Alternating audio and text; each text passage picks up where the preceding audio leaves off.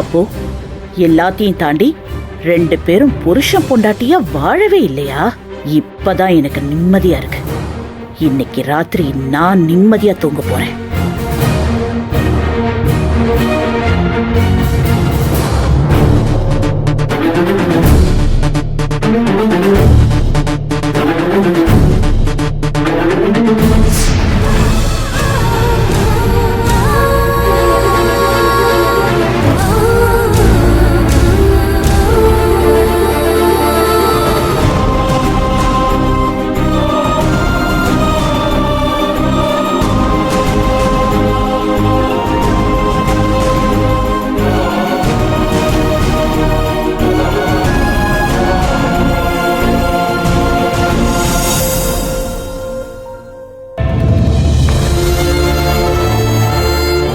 எனக்கு இதெல்லாம் கனவா நனவானே தெரியல.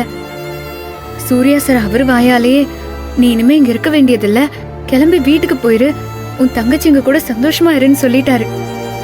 இப்படி ஒரு நாளுக்காக நான் எத்தனை நாளா காத்திருந்தேன். என்னோட எல்லா பிரச்சனையும் முடிஞ்சிருச்சு. நான் போய் என் குடும்பத்தோட ஒன்னா நிம்மதியா இருக்க போறேன். என் அப்பா அம்மாச்சி தங்கச்சிங்க எல்லார் கூடவும் சந்தோஷமா இருக்க போறேன். எப்படி சார், எப்படி உங்களுக்கு திடீர்னு தோணுச்சு? விஜயக்கா கேட்டது அந்த அளவுக்கு உங்களை பாதிச்சிருச்சா? இது தெரிஞ்சிருந்தா அக்கா கிட்ட சொல்லி இதை முன்னாடியே கேட்க சொல்லியிருப்பேன்.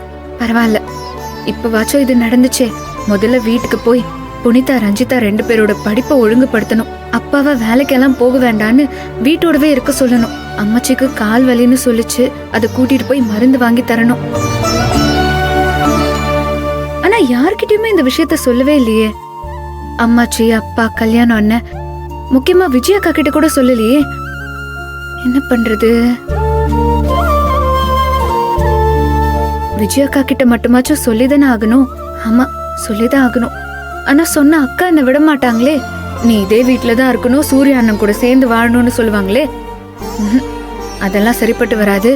நாளைக்கு காலையில எழுந்திருச்சதும் வேலையா இங்க இருந்து கிளம்பிடணும்.